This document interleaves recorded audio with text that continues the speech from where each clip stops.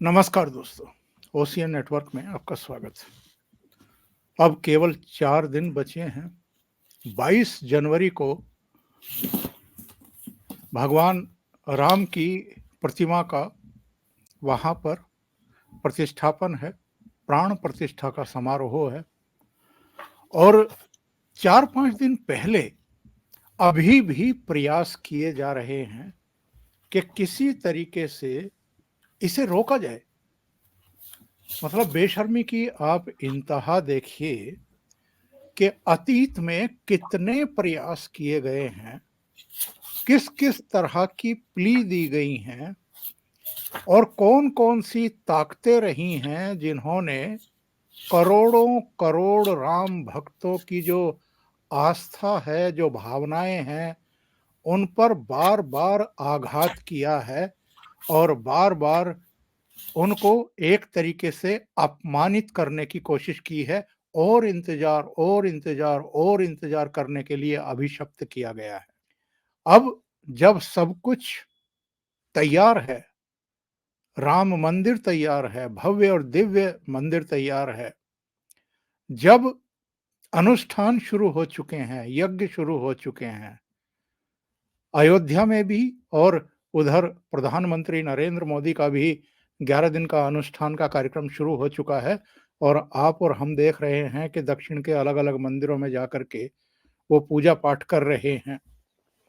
ऐसे समय अगर कोई हाई कोर्ट पहुंच जाए और ये कहे जी ये पूष के महीने में कोई भी शुभ काज होता नहीं है, या ये कहे कि मंदिर अभी अधूरा है, या ये कहे कि साहब शंकराचार्य जो हैं वो अभी संतुष्ट नहीं हैं तैयारियों से और अभी इसके प्राण प्रतिष्ठा समारोह पर आप बैन लगाइए, तब बहुत सारे सवाल खड़े होते हैं। कौन लोग हैं जो राम मंदिर का विरोध करते रहे हैं? कौन लोग हैं जो हिंदुओं की आस्थाओं से, संवेदनाओं से, भावनाओं से खिलवाड़ करते रहे हैं? और कौन लोग हैं जो एक अलग ही एजेंडा इस देश में चलाए रखना चाहते हैं? सीधे जुड़ते हैं वरिष्ठ पत्रकार धीरेन्द्र पुंडीर जी के साथ। आज वो हमें बताएंगे कि एक्चुअल में ये कोई नई बात नहीं है जो 4-5 दिन पहले फिर इलाहाबाद हाई कोर्ट में जाकर के प्राण प्रतिष्ठा समारोह को ही रोकने की कोशिश हो रही है। इससे पहले तो अनेक बार ऐसा हो चुका है। तो सीधे जुड़ते हैं धीरेन्द्र जी के साथ और चर्चा को आगे बढ़ाते हैं। धीरेन्द्र जी, बहुत स्वागत है आपका। सर नमस्कार। नमस्कार, आपका बहुत बहुत, तमाम दर्शकों को भी बहुत बहुत नमस्कार। सबसे पहले तो मैं इसी पर आपकी टिप्पणी चाहूंगा। एक के बाद एक 2-3 याचिकाएं इधर इलाहाबाद हाई कोर्ट में दाखिल की गई। इसके पीछे का उद्देश्य, हेतु क्या दिखाई देता है आपको? अभी भी बाज नहीं आ रहे हैं लोग, अभी भी मतलब एक पूरे देश में, और देश में ही नहीं दुनिया भर में जहां जहां भारतीय इस समय रह रहे हैं, सब आतुरता से, जिज्ञासा के साथ इस बहुत ही महत्वपूर्ण दिन का इंतजार कर रहे हैं और तब फिर से कोई एक कोशिश की जाती है कि भावनाओं पर फिर कुठाराघात किया जाए। देखिए, ये कोई नई बात नहीं है। अगर आप इस मौजूदा दौर में लें, तो मौजूदा दौर में तो और भी विचित्र हालात दिख रहे हैं और अक्सर ये सवाल हमेशा खड़ा होता रहा किसी के लिए भी। मतलब ये किसी भी आम सनातनी या हिंदू के लिए, क्योंकि जब वो पढ़ता है, जिस लेफ्ट हिस्टोरियन की हिस्ट्री पढ़ता है और उसके बाद वो अपने लोगों से मिलता है, जो लोग, जो इतिहास की बात है, जो लोक साहित्य में है, जो लोक साहित्य में है, उसमें जब वो चर्चा सुनता है तो उसको हमेशा ये एक वो दोराहे पर जरूर आके खड़ा होता है कि अगर हम ताकतवर थे, हम इतने बढ़िया थे और हमारी नॉलेज इतनी ज्यादा थी जिसका हम दावा कर रहे हैं, तो हम हारे क्यों? ये एक सवाल होता है हर बार, हर हर सनातनी, मतलब आपके बच्चे ने भी शायद आपसे ये सवाल किया होगा। मैं तो यात्राओं में रहता हूं तो एक मैं कुछ उसके साथ ही आपको इस सवाल का जवाब दे रहा हूं कि जब मैं बंगाल चुनाव में घूम रहा था तो एक चैनल के जर्नलिस्ट ने मुझे कहा कि आप जो है उसने पृथ्वीराज चौहान को लेकर कोई टिप्पणी की और कहा कि अगर वो इतनी गलती नहीं करता तो हम हारते क्यों? तो मुझे उसने कहा रिपोर्टर ने कि धीरेन्द्र जी जरा इससे बात कीजिए। मैंने कहा भाई आपको चूंकि आपने ना अपना पढ़ा है और ना जीतने वालों को जिनको जिताया गया है उनका पढ़ा है। अगर आप समझ लेते तो शायद ये सवाल खड़े नहीं होते क्योंकि जिन लोगों ने हजारों साल पहले उस तरह के मंदिरों के निर्माण की संरचना की, हजार साल ही मान लीजिए आप, 1500 साल पुराने तो अभी मंदिर एग्जिस्ट कर रहे हैं, यानी हमारे पास वो कहने के लिए सिर्फ बातें नहीं है, हमारे पास वो सबूत हैं। हार का कारण क्या था? तो मैंने उसको स्कंद पुराण अगर आप देखते हैं जो लगभग 300 एडी में लिखी गई है और उसमें पुराणों का काल 300 बीसी से लेके 300 800 एडी तक मानते हैं, अलग-अलग पुराण अलग समय की, लेकिन स्कंद पुराण भी पुरानी पुराणों में से एक है। उस वक्त जब इंद्र गुस्से में वृतासुर का वध कर चुका, उसके बाद वो भागती हुई सेनाओं पर प्रहार कर रहा है, वो उन राक्षसों पर जो भाग रहे हैं उनको मार रहा है, तो देवर्षि नारद आते हैं। देवर्षि आने के बाद उससे कहते हैं कि रुको रुको देवराज इंद्र, ये क्या कर रहे हो? तो इंद्र उससे कहते हैं कि नहीं मैं शत्रुओं का विनाश कर रहा हूं, आगे से सामने से हट जाइए। तो वो कहते हैं कि सुनो इंद्र देवराज, जो भागते हुए शत्रुओं पर शस्त्र रख चुके शत्रुओं पर और शरण में आए शत्रुओं पर का वध करता है या प्रहार करता है, वो महापातकी होता है, वो माने महापापी होता है। और उसके बाद इंद्र उन पर प्रहार करना बंद करता है। चूंकि धर्म शास्त्र ही कानून हुआ करते थे, धर्मों से ही मर्यादाएं चलती थी, लिहाजा आपके यहाँ युद्धों में ये सबसे बड़ी कमजोरी थी। लेकिन हार क्या थी? हार ये थी कि आपके लोग वो जो उस क्षणिक फायदे के लिए उन लोगों ने पूरे की पूरी कौमों को, पूरे राष्ट्र को नीचे रख दिया। एक शख्स जो अदालत में सिर्फ ये कहने जा रहा है इस वक्त, जबकि इस पर बड़ा फैसला हो चुका। आप ये सोचिए सुप्रीम कोर्ट में फैसला हो चुका है और ये एक कानून सम्मत तरीके से लड़ी हुई लड़ाई जो दुनिया के किसी देश में नहीं हुई। दुनिया के किसी भी देश में मेजॉरिटी ने अपने हक को इस तरह जमीन पे गिर के हाथ गिड़गिड़ा के नहीं मांगा है कि साहब मुझे मेरी जमीन दे दीजिए। दुनिया में उस ऐसा कहीं नहीं हुआ कि धर्म के आधार पर बंटवारे हुए देश में जिसने धर्म के आधार पर बंटवारा मांगा, वही लोग जिन्होंने यहाँ पाकिस्तान के बनने के वोट दिए, वही लोग यहाँ काबिज हुए और उन्होंने इस देश की न केवल संस्कृति को धूल दूषित करने की कोशिश की, जो एजुकेशन सेक्टर में घुसे और बहुत सारी चीजें हुई। तो उन सब की ताकत वो लोग नहीं थे, उन सब की ताकत इसी तरह के लोग थे, चाहे वो राजनीतिक तौर पर हो, इस तरह के लोग जो सिर्फ अपने आप को सिर्फ कुछ चंद लाइनों में लाना चाहते हैं या कुछ राजनीतिक उस पर देखना चाहते हैं। आप सोशल साइट्स पर जाकर देखिए, अभी भी कुछ जातिगत राजनीतिक दलों के, मैं फिर बोलता हूं कि मुझे इन विपक्षी राजनीतियों में फिर भी कांग्रेस को मैं दूसरी तरह से कह सकता हूं कि उसमें बहुत सारी जातियां हैं, धर्म के लोग हैं अलग-अलग, लेकिन जो बाकी विशुद्ध क्षेत्रीय दल हैं, वो शुद्ध तौर पर जाति के आधार पर बने हुए हैं, उनका कोई विजन नहीं। वो सिर्फ सिर्फ और सिर्फ जातीय आधार पर बने हुए कबीलाई संगठन है जिनको जातीय समीकरण सत्ता दिला देते हैं और उनकी अप्रोच कभी भी राष्ट्र को एक समन्वित आईडिया से ले जाने की नहीं होती है। उन लोगों के समर्थकों को आप जाकर देखिए, आज सबसे ज्यादा उनके प्यारे शंकराचार्य हो रहे हैं, यहाँ तक कि वो 2 शंकराचार्य जिन लोगों ने जातिवाद के खिलाफ लड़ाई लड़ने का कभी भी कोई हौसला नहीं दिखाया। जिन शंकराचार्यों को दलितों की बस्तियों में जाकर उनको मंदिरों के अंदर प्रवेश दिलाना, उनको बराबरी का हक दिलाना, हिंदुइज्म के सामने जो बड़े संकट है उन पर खड़े होना होना चाहिए था, वो आज आपको एक इसलिए एक शख्स पर तंज कस रहे हैं क्योंकि उनको ये लग रहा है कि ये विधि विधान कौन सा? उस विधि विधान जिसके चलते इस देश ने काफी पीछे की स्थिति हासिल की। चिदंबरम जो सबसे बड़ा जो आपको याद होगा धर्मांतरण हुआ था, वहाँ जो मीनाक्षीपुरम में हुआ, जिसके बाद विश्व हिंदू परिषद या अलग-अलग पार्टी यहाँ तक कि उस समय कांग्रेसी नेताओं ने, आपको ये मैं बता दूं तमाम दर्शकों को, दाऊद दयाल खन्ना जैसे लोगों ने इस पे विचार किया। मेरठ में बहुत बड़ी सभा हुई और इस पर विचार हुआ कि आखिर ये हो क्या रहा है। जिस धर्म के आधार पर ये देश बटा, उसी को आप काबिज होने की ताकत दे रहे हैं। तो ये सब चीजें थी, लेकिन उस समय भी इसी तरह के लोग थे जिन्होंने बाकायदा मुस्लिम आपको एक और बात बता दूं दर्शकों को, चूंकि बातचीत इतिहास पर ही हो रही है, कि ये जी, जी। समझौता होने जा रहा था, दो दो बार हुआ।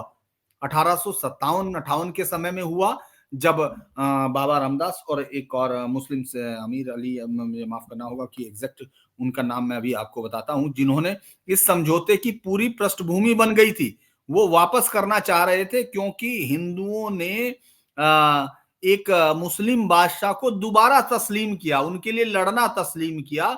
तो आजादी की लड़ाई के लिए उनको शामिल होना, तो उस वक्त अंग्रेजों ने उन लोगों के साथ मिलकर ये किया। इसके बाद जब बाबरी मस्जिद एक्शन कमेटी के सामने ये सवाल आया और बहुत सारी चीजें तय हो गई कि हाँ ये मंदिर है, आप इस पे कुछ नहीं कर सकते, तो वापसी की बातचीत जब उठने लगी, तो ये इसी तरह के लोगों ने, जो लेफ्ट गैंग था, जिसमें रोमिला थापर, एस गोपाल, बहुत सारी लाइन से वो नाम है जो सब झूठे साबित हुए, उनके पास मेरे पास है, उनके नाम भी मैं दे सकता हूं। वो जो अदालतों में जिन्होंने झूठ बोला, वो तमाम लोग, वो सब लोग आ गए और उन्होंने आईएचसीआर, जो इंडियन हिस्टोरिकल रिसर्च सेंटर जो है, उसके दफ्तर को बाबरी एक्शन कमेटी का दफ्तर बना दिया और उन्होंने उसको नहीं होने दिया। वो इसी तरह के लोग थे जो अपनी राजनीति के लिए इस देश को कहीं भी बांटना चाहते हैं। एक एक पिटीशन तो कल खारिज की थी हाई कोर्ट ने, जिसमें इस छुट्टी को लेकर कहा गया। दूसरी ये एक और आ गई, एक और पिटीशन थी, मुझे लगता है उसको भी तत्काल सुनवाई के लिए कहा था, शायद उस पर आ गई हो।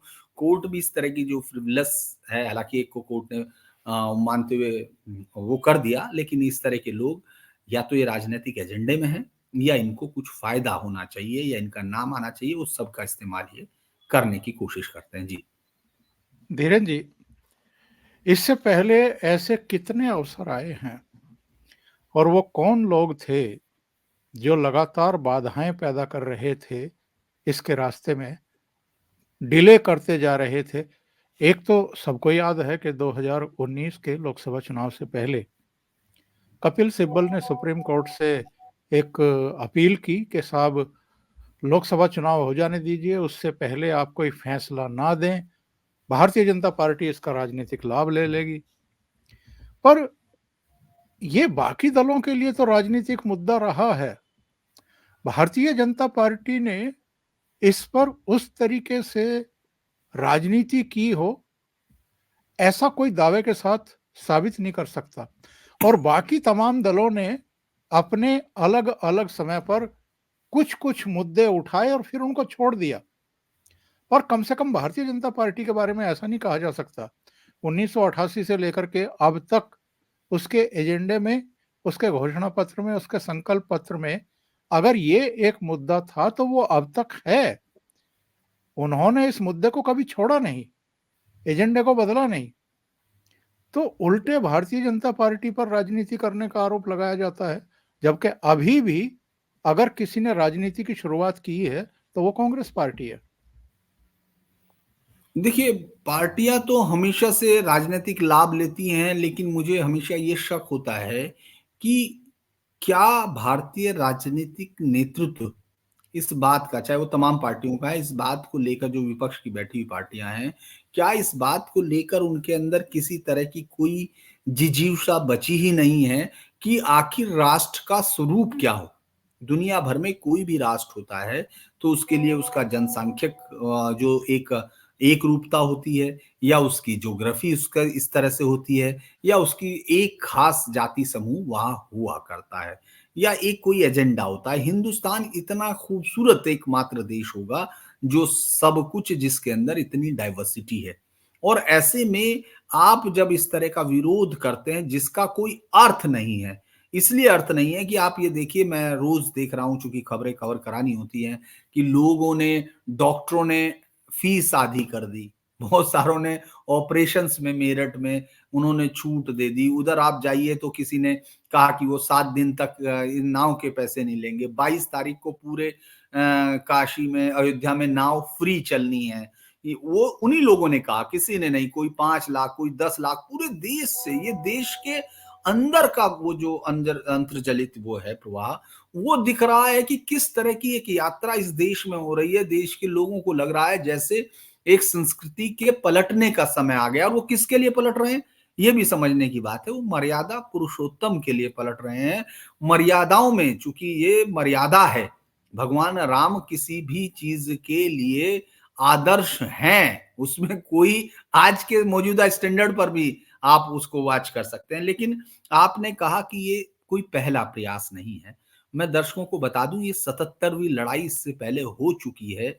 इससे पहले ये इतिहास की जो जनश्रुतियां हैं, जिसमें लोक आख्यान है, जिनको हमेशा दुनिया में वामपंथी सबसे पहले बताते हैं, जब वो कहते हैं सबाल्टर्न हिस्ट्री, या हम लोगों ने जनता की आवाज लिखने की कोशिश की, लेकिन हिंदुस्तान में इसी आवाज को उन्होंने दबाकर सिर्फ ये कहा कि ये गल्प कथाएं हैं, ये सारी चीजें हैं, ये सब मतलब एक मैं पहले एक चीज और पढ़ दूं, बजाय आपको ये 78 के 78 में 77 उन लड़ाइयों के बारे में जो जिक्र है उन सब का, चूंकि आपने इतिहास को सिर्फ उनके नजरिए से लिखा जो इतिहास को काला करके दिखाना चाहते थे। इतिहास के हमलावर बर्बर, हत्यारे, दरिंदे, बलात्कारी, वो तो नायक बन गए।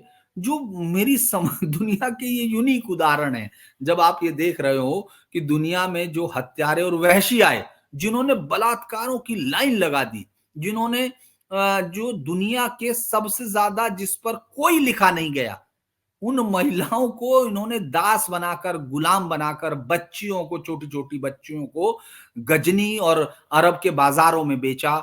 यहां तक कि एक उस पर लिखा गया, गजनी की एक मीनार पर लिखा था, दुख तराने हिंदुस्तान 2 दिनार 2 दिनार।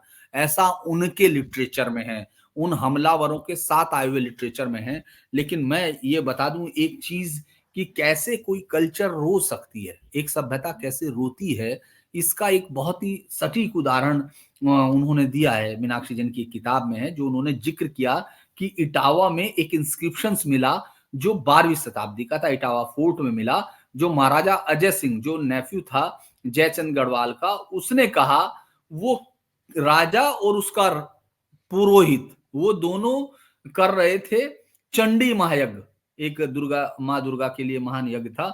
और वो क्या कर रहे थे, उस प्रतिमा को, यानी जो दुर्ग की प्रतिमा है, उसको एक गड्ढे में रख रहे थे, एक अनुष्ठान के जरिए। आपको याद होगा जो स्वयंभू मूर्तियां मिलती हैं, लोग कहते हैं ये कैसे आ गई, ये उसकी गीत की बात है। उसमें वो कह रहा है, my rationality has been destroyed because of my fear of the मलेच।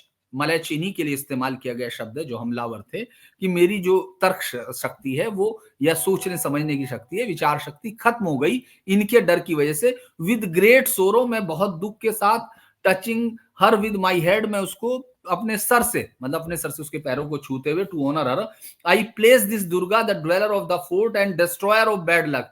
मैं इस दुर्ग की, जो दुर्ग में रहने वाली माँ दुर्गा हैं, जो बैड लक यानी जो किस्मत के, जो बदकिस्मती उसको दूर करती है, इस गड्ढे में रख रहा हूं तब तक कि जब तक कि गॉड, भगवान स्कंद, उन मलेच्छों को धूल में ना मिला दें। क्योंकि वॉर के देवता स्कंद को कहा जाता है, कार्तिकेय भगवान को, जब तक वो ना कर दें, when ill fate meet the Yavan, जब इन यवन, यवन बेसिकली मुसलमान हमलावरों के लिए इस्तेमाल किया, सी माइट रीअपियर और manifest herself again against amidst approver, इसके बीच में वो फिर वापस आएंगी। अंटिल दैट टाइम, मैं तब तक के लिए, मैं एक मूर्ख की तरह हूं जो शराब पिए हुए हो, या इस तरह डंकर जो नशे में है। Let no fear enter you, the god will quickly return with victory along with you. उन्होंने ये एक किसी भी सभ्यता के रोने का गीत है। वो अपनी कुल देवियों को उन्होंने मंदिरों के अंदर, इसलिए क्योंकि ये मंदिरों को नष्ट कर रहे थे, ये किसी भी कल्चर के किसी भी सबूत को नष्ट कर रहे थे। तो ऐसे में ये तो 11वीं 12वीं शताब्दी का हुआ, ये उस समय का है, इंस्क्रिप्शंस जो इटावा में 12th सेंचुरी का है। लेकिन ये जो लड़ाई है, जिसमें जलाल शाह, जो हजरत जलाल शाह, जिसने ये पूरी मस्जिद के लिए भी, ये भी झूठ की कहानी पर बुनी हुई है, किस तरह से बाबर को बुलाया गया, ये अलग अलग लोक आख्यानों में है। इसका हिस्टोरिकल एविडेंस, चूंकि वो किताबें अब उस तरह की नहीं है, सीताराम गोयल ने एक अयोध्या का इतिहास लिखा है, वो भी है, ये किताब है श्री राम जन्मभूमि पर इतिहास के तौर पर, उसी का मैं जिक्र कर रहा हूँ। ये वहां से पब्लिश है, अभी भी अयोध्या में मिल सकती है, महाद्वारका प्रसाद उनकी बुक पर है। उन्होंने ये कहा कि किस तरह से कि वो जो हजरत कजल अब्बास मूसा आशिकान कलंदर साहब की इजाजत से जन्मभूमि मस्जिद को मिस्मार करके उसी के मसाले से ये मस्जिद तामीर की गई है। उन्होंने कहा किस तरह से मारा गया। बट मंदिर बन जाने के बाद भी हिंदू शांत नहीं बैठे। वे लगातार राम जन्मभूमि को प्रयास करने के लिए निरंतर कृत संकल्प रहे। हुमायूं के समय में अयोध्या के पास सराय सिरसिंडा और राजेपुर नाम के गांव के सूर्यवंशी क्षत्रियों ने एक बार फिर 10,000 की संख्या में एकत्र होकर हम धावा बोला। जो वहां साई छावनियां बनाई थी उन्हें फूंक दिया, मस्जिद का अगला दरवाजा तोड़कर बर्बाद कर दिया। लेकिन तीसरे दिन शाही सेना आ गई और वो लोग युद्ध करते हुए मारे गए। ये तीनों गांव आज भी मौजूद है। मतलब ये जो इतिहास के लिए जिक्र है। और उनके उनके गांव में आग लगा दी गई, फिर भी उनके वंशज नहीं बैठे। अकबर के राज्य में फिर संगठित रूप से जन्मभूमि पर हमला हुआ। शाही सेना सावधान थी, बड़ी भयंकर मारकाट हुई। ये दिल्ली पहुंचा तो राजा बीरबल और टोडरमल ने अकबर को समझाया। हिंदुओं ने अपनी भयंकर मार से शाही सेना के एक बार को तो पांव उखाड़ के वो जो चबूतरा है मस्जिद पर, इस किताब के मुताबिक उस समय बनाया गया था, क्योंकि मार हुई बड़ा भयानक। और अकबर ने उसी पे भगवान को आखिर में जब समझाने पे कहा कि ये यहाँ पूजा कर सकते हैं। दीवाने अकबरी का जिक्र किया है इसने। और अभी दीवाने अकबरी का चूंकि ट्रांसलेशन मेरे पास नहीं है, वो उर्दू में मैंने देखी है पर्शियन में। जन्मभूमि को वापस लेने के लिए हिंदुओं ने 20 हमले किए। और चूंकि 20 हमले लगातार होते रहे, इसीलिए अकबर ने बाबरी मस्जिद के सामने चबूतरा बनाकर एक छोटा सा राम मंदिर तामीर करने की इजाजत दे दी, ताकि उनके पूजा पाठ में कोई रुकावट ना हो। कुछ दिन तक ये झगड़ा शांत हुआ। भगवान का मंदिर पूजन चलता रहा। और अकबर के कठोर कारण की वजह से मुसलमान घंटी घड़ा बजाने के पूजा पाठ में विक्षिप्त नहीं करते थे। लेकिन अकबर जहां शाहजहां के समझ में फिर यही चलता रहा। अब जब दिल्ली उसकी गद्दी पर दूसरे लोग आए, यानी कौन, जब औरंगजेब ने आया तो फिर शुरू हुआ। और उस समय तक के बीच में एक लड़ाई का और जिक्र किया गया है। अहिल्या घाट पर परशुराम मठ में वैष्णव रविदास नाम के एक महात्मा थे। ये दक्षिण के वो आए थे। इनके साथ 10,000 चिमटाधारी साधु थे। उस युद्ध को चिमटाधारी साधुओं का युद्ध कहा जाता है। और जिसमें उन्होंने युद्ध किया उर्वशी कुंड पर मुगल सेना के साथ। बहुत बड़ा जबरदस्त युद्ध हुआ, 7 दिन तक चला। और एक बार को उन्होंने पैर उखाड़ दिए। और ये उनको हराने के बाद झाऊ के जंगलों में छिप गया। लेकिन जब ये समाचार औरंगजेब के पास पहुंचा तो उसने जवाज खां, जो उस समय था, उसको हटाया और सैयद हसन अली को सिपह सलार बनाकर 50,000 की सेना देकर उस जन्मभूमि को दोबारा से तहस नहस करने के लिए भेजा। किताब में लिखा हुआ उर्वशी कुंड के सामने आजकल कालरा हॉस्पिटल है, वहां केवल एक पत्थर रखा हुआ है। उसके बाद एक बड़ा युद्ध हुआ। उसमें इन्होंने जिक्र किया कि गुरु गोविंद सिंह जी जो वहां आए थे, उन्होंने भी इस युद्ध में इनकी सहायता की और कहा कि ये युद्ध भगवान राम के लिए युद्ध है।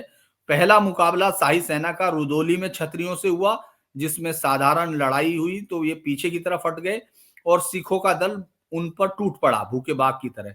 पीछे से हिंदुओं के उन्होंने आकर इस पर हुआ तो पहले मुगल सेना घबरा कर भाग निकली और सरदार हसन अली इसमें मारा गया। इस पराजय का ऐसा असर हुआ कि 4 साल तक राम जन्मभूमि पर अटैक नहीं हुआ। 4 साल तक आक्रमण न होने पर हिंदू लापरवाह हो गए थे, सावधान। उनको लगा कि शायद ना हो। लेकिन 1664 में औरंगजेब पुनः श्री राम जन्मभूमि पर आक्रमण किया।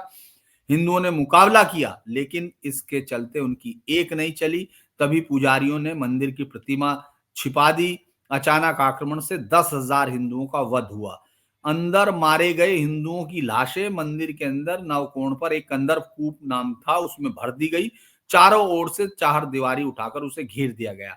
इसे कंदर कूप को गंज शहीदा के नाम से प्रसिद्ध है। हालांकि इसमें एक और कहानी बाद में हुई, जब अंग्रेजों के समय में कुछ एक जिहादी, उसका नाम भी इसमें है, मैं अभी देता हूं, उसने एक युद्ध शुरू किया और उस पर यह कहा गया, उसने ये फैला दी थी अफवाह उस समय कि ये जो हनुमान गढ़ी है ये यही मस्जिद है और फला यहाँ है। तो उसको तोड़ने के लिए वो आगे बढ़े तो बड़ा जबरदस्त युद्ध हुआ और 74 मुस्लिमों को मार दिया गया, जो हमलावर मुस्लिम थे, और साधुओं ने मार दिया। और वो आगे की तरफ, मतलब उसका तरफ भी बढ़े थे राम जन्मभूमि की तरफ। तो उसको वहां वो अपना कारण गिनाते हैं, जो मुस्लिम है कि साहब ये गन शहीदा क्यों है, लेकिन इस किताब के मुताबिक यहाँ चूंकि हिंदुओं को मार के उस युद्ध में जब सेना के साथ लड़ा गया, उसमें कुएं को भर दिया गया था, इसीलिए कहा। 8 दिन तक चला गया, जन्मभूमि का वो चबूतरा खोद दिया गया, उसी पे गड्ढे में। अब उस गड्ढे में जब वो गड्ढा हो गया, हिंदुओं ने कभी छोड़ा नहीं उस जगह का स्वामित्व। ये अदालत में भी साबित हुआ कि उस गड्ढे में ही अक्षत पुष्प चढ़ा दिया। जब लखनऊ में नवाबी आई तो एक बार फिर हमला किया, नवाब सआदत अली हुआ तो हिंदुओं ने फिर हमला किया। उस हमले में भी बहुत बड़ी लड़ाई हुई, मतलब उन्होंने एक तरह से कब्जा कर लिया था, मतलब मुर्गियों को भी मार दिया उन्होंने, मुर्गे जो थे मुस्लिम्स के, लेकिन उन्होंने बच्चों और स्त्रियों को हानि नहीं पहुंचाई। मुस्लिम जो है वहां अयोध्या से छोड़कर भागे। इतिहास लेखक कनिंघम कहता है ये सबसे बड़ा अयोध्या का हिंदू मुस्लिम बलवा था। मुसलमानों की इस तरह की दुर्दशा देख के शाही सेना, जिसमें अंग्रेज थे, उन्होंने काबू किया, सारे शहर में कर्फ्यू का ऑर्डर लगाया। और उस समय अयोध्या के महाराजा मान सिंह ने नवाब वाजिद अली शाह से कहकर चबूतरा फिर हिंदुओं को बनवा लेने के लिए जगह दिलवाई। फिर चबूतरे पे 3 फुट ऊंची खस वो लगाकर एक छोटा सा मंदिर बना दिया गया, जिसमें भगवान की स्थापना की। आप लगातार देखिए, ये युद्ध की कहानियां हैं जो लोक आख्यानों में है, ये किताबें वहीं से लिखी गई हैं। 1857 के मैं जिसका जिक्र कर रहा था, जब उन्होंने कहा 1857 के वार में, तो ये था राजा देवी बख्श सिंह जो गोंडा के नारा थे, और बागी रामचरण दास की अध्यक्षता में वो लोग इकट्ठे हुए और लड़ने लगे। उस वक्त बागी मुसलमानों के नेता अमीर अली थे। उन्होंने कहा था कि अयोध्या और फैजाबाद के तमाम मुसलमानों से कि भाई बिरादरान वतन, ये इन्होंने, हमारे हिंदू भाइयों ने जिस तरह अंग्रेजों से लड़कर बहादुरी दिखाई और बहादुर शाह को अपना बादशाह मान के अपना खून बहा रहे, इसलिए ये इनको जन्म भूमि दे देनी चाहिए। ये एक बातचीत हुई, लेकिन अंग्रेज समझ गए कि अगर ये हो गया तो उन्होंने क्या किया, उन्होंने तुरंत इसको पकड़ा, जिससे पहले कि इकट्ठा होते जब तय होने जा रही थी, और दोनों को, बाबा रामचरण दास और अमीर अली को, फांसी पर लटका दिया। बहुत दिनों तक जनता इस इमली के पेड़ पर इस पराजित उन दोनों देशभक्तों को फांसी की सजा देती, जिस पर दी गई थी, उस पर फल फूल और अक्षत चढ़ाती रही बहुत दिन तक। और जब अंग्रेजों ने जनता की इतनी बड़ी उसके प्रति श्रद्धा देखी, तो उन्होंने इमली के वृक्ष को ही कटवा दिया। अब मैं आपको थोड़ा सा वो बता देता हूं कि बाबर के शासन से लेके किस राज्य में कितना हुआ, उसके बाद आपके सवालों पर अगर आप इनके नाम चाहेंगे तो इनके नाम भी दिए हुए जिन्होंने किया था।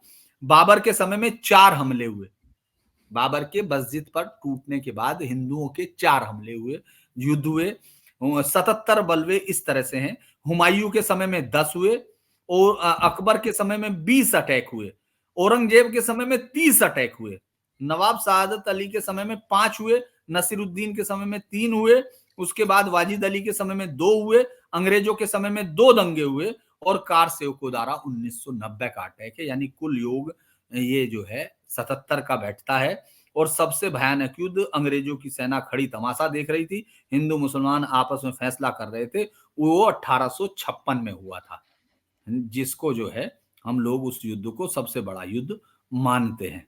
जी, मैं इसलिए, क्योंकि बहुत सारी चीजें हैं इसमें, पूरी किताब है, लेकिन वो अब बहुत सारी बातें की जा सकती हैं। आपने जी, बहुत ही महत्वपूर्ण जानकारी दी है, क्योंकि जो आज की पीढ़ी है उसको तो पता ही नहीं है कि भगवान राम के जन्म स्थान को लेकर के अतीत में क्या-क्या घटनाएं हुई हैं।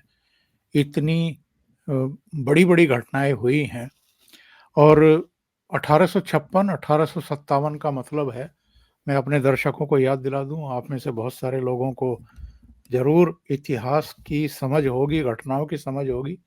1857 वो काल था, वो वर्ष था जब भारत में ईस्ट इंडिया कंपनी का शासन था, बहुत सारे इलाके में, पूरे भारत में नहीं, लेकिन बहुत सारे इलाके में। और मेरठ से एक विद्रोह हुआ था।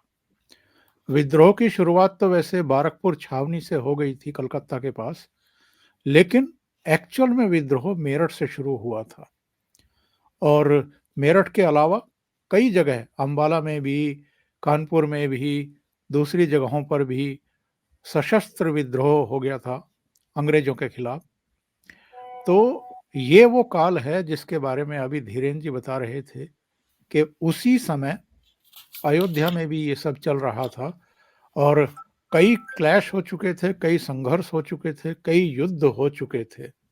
जी, अपनी बात को आगे बढ़ाइए धीरेन जी। देखिए, मैं कुछ उसमें नाम भी दे देता हूँ कि जो पहला हमला था राजा मेहताब सिंह का था। मस्जिद निर्माण से उन्होंने 4 आक्रमण, प्रथम आक्रमण मेहताब सिंह ने किया था जिस समय मस्जिद बनाने की घोषणा हुई थी। उसी समय से क्रोध और हिंदुओं के अंदर बहुत ही क्षोभ हुआ और उन्होंने बद्रीनारायण की यात्रा पर ये निकले थे, भीटी के राजा थे। अयोध्या पहुंचने पे ये संवाद उन्हें मिला तो उन्होंने बद्रीनारायण की यात्रा स्थगित की और वॉर शुरू कर दिया। 70 दिन तक लंबा युद्ध हुआ और अपने समस्त साथियों और सैनिकों के सहित युद्ध में मारे गए। इसमें लगभग 10,000, ये कहते हैं कि एक भी नहीं बचा। हालांकि इसमें संख्या बहुत ज्यादा दी हुई है, लेकिन ये तय है कि उनकी लाशों को ढेर लगाने के बाद मीर बाकी ने तमाम को, बाकी जो मंदिर का, वो तोपों से उड़वा दिया था। जो देवी दयाल पांडे, आज आपने देखा होगा अभी टीवी चैनलों पर, देवी दीन पांडे के जो परिवार वाले हैं उन्होंने ये दिया। ये दूसरा मंदिर था। चूंकि मस्जिद से अयोध्या से 6 मील दूर ये गांव सनेथू है। वहां के निवासी, उन्होंने सूर्यवंशी क्षत्रियों को इकट्ठा करके कहा कि भाइयों, आप लोग मुझे अपना पुरोहित मानते हैं, तो अतः आपकी आज्ञा हो। तो ये लोग, आसपास के लोग इकट्ठे हुए, झुंड के झुंड आकर इन्होंने देवी दीन पांडे के नेतृत्व में बहुत बड़ी लड़ाई लड़ी। हालांकि कहानियां कुछ भी है, लेकिन मैं सिर्फ वो जिक्र कर रहा है कि ये चीजें इशारा करती हैं कि युद्ध कभी समाप्त नहीं हुआ, वो कहीं छोड़ा नहीं गया। और ये बड़ा धावा हुआ, 5 दिन तक घोर युद्ध हुआ। फिर एक दिन फेंकी एक ईंट जो है पांडे जी की खोपड़ी पर लगी, जिससे चकनाचूर होगी। उन्होंने उसको पगड़ी से बांध दिया और तलवार से उस अंगरक्षक का सिर काटा। मीर बाकी बच गया, लेकिन हाथी और मावत मार दिया गया। मीर बाकी ने बंदूक के गोली छोड़ी, जिससे आपकी मृत्यु हो गई और इनका संस्कार हुआ 9 जून 1558, कुछ उस समय 58 का बात है। ये तो गड़बड़, उसका डेट मुझे लग रहा है कि वो है, इसमें डेट उन्होंने सही नहीं दी क्योंकि ये मिसप्रिंट हो रहा है। लेकिन उसमें लिखा कि देवी दीन पांडे था, जिसने बहुत जबरदस्त गोलियों की बौछार होते हुए भी बहुत बड़ी लड़ाई लड़ी। इसमें तो खैर बहुत संख्या, चूंकि जब इस तरह की होती है, वीर रस की है, तो उस सब में होता है। इसके बाद तीसरी लड़ाई रणविजय सिंह, हंसवर के राजा थे, 15 दिन बाद फिर हुआ। मतलब एक साथ उस समय सोचिए आप, कितना जबरदस्त वॉर हो रहा था। उन्होंने 25,000 की सेना ने डटकर अटैक किया और इस युद्ध में महाराज अपनी सेना सहित वीर गति को प्राप्त हुए। फिर रानी जयराज कुमारी, ये भी रानी जयराज कुमारी रणविजय सिंह की पत्नी थी। मतलब जिस तरह से सती हो जाती थी उस वक्त, वो सती नहीं हुई। महाराज की मृत्यु के बाद 3,000 औरतों को साथ लेके जन्मभूमि पर अटैक हुआ। आप सामने सफल तो नहीं हुई, लेकिन आपका गुरिल्ला युद्ध जारी रहा। 10 आपने हुमायूं के समय में 10 आक्रमण किए। 10वें आक्रमण में शाही सेना को हराकर एक बार को जन्मभूमि पर कब्जा लिया, लेकिन तीसरी सेना ने आकर आपके हाथ से छीन लिया और आप लड़ते लड़ते वीर गति को प्राप्त हुई।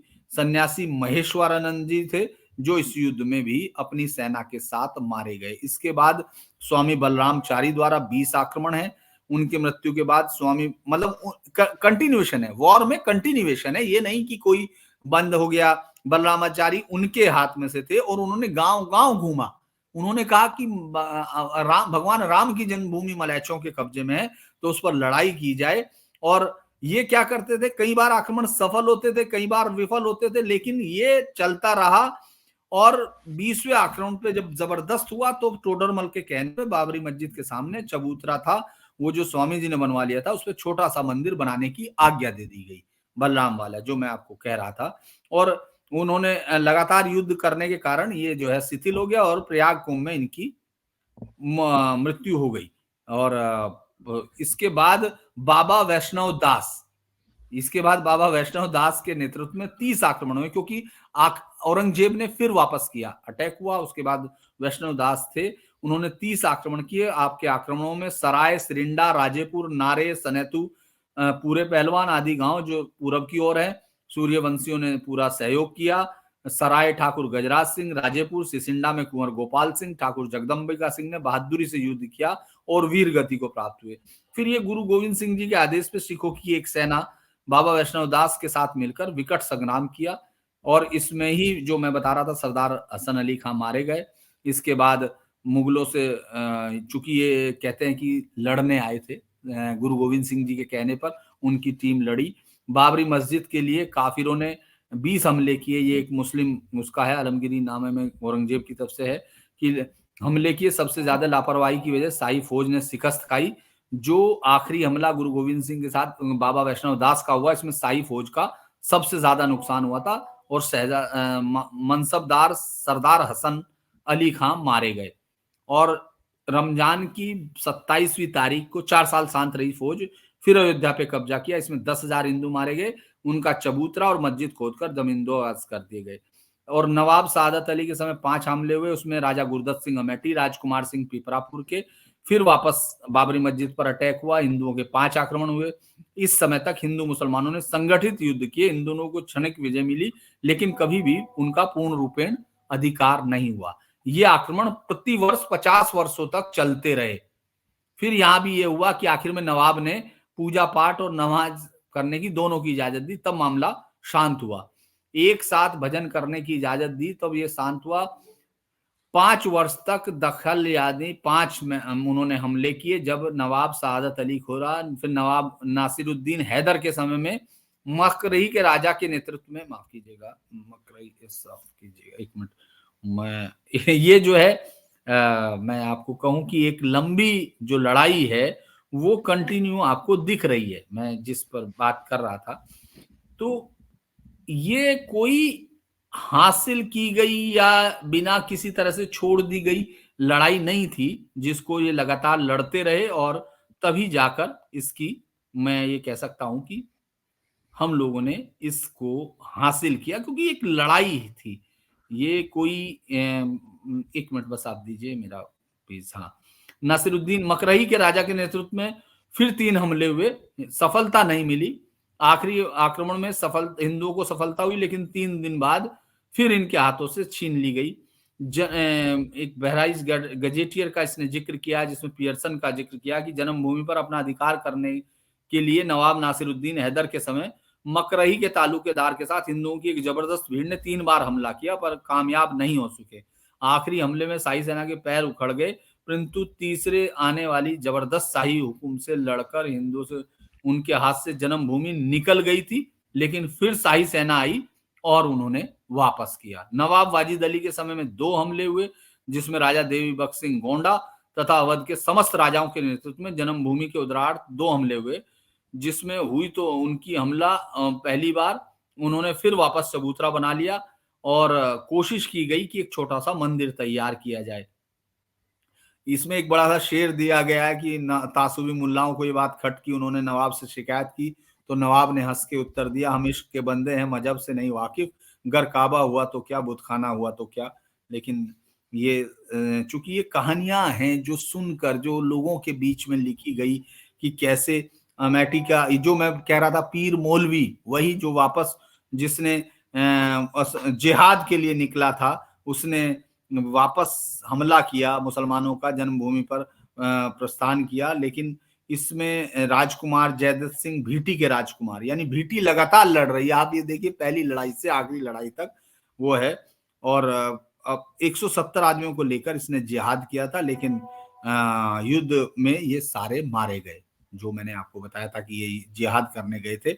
ये मदीतुन औलिया के पृष्ठ नंबर 25 पर है।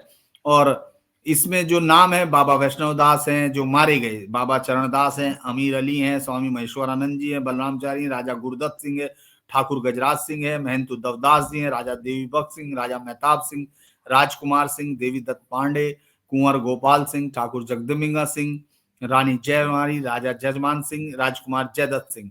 ये नाम है, जो कुछ नाम है। बाकी मैं इसमें बहुत सारी चीजें हैं, मैंने सिर्फ इसका एक छोटा सा आपको एक ये दिया है कि ये युद्धरत रहते हुए राष्ट्र की कहानी है। अयोध्या कोई ऐसे हासिल नहीं की गई। इसके बावजूद, आजादी के बावजूद, जिन 7 महानगरों को इस पूरी सभ्यता को खड़ा करने के लिए सरकारों को खुद से आगे आकर करना चाहिए था, उन्होंने नहीं किया। और अब उसी पार्टी की, जिस पार्टी ने ये किया कि जब 1951 में सोमनाथ का उद्धार हुआ कि मुंशी जी और उन तमाम लोगों के बहुत ही ज्यादा प्रयास, जिसमें सरदार पटेल के सहयोग से कि मुंशी सफल हो पाए, ये प्रयास उनके बहुत ज्यादा थे।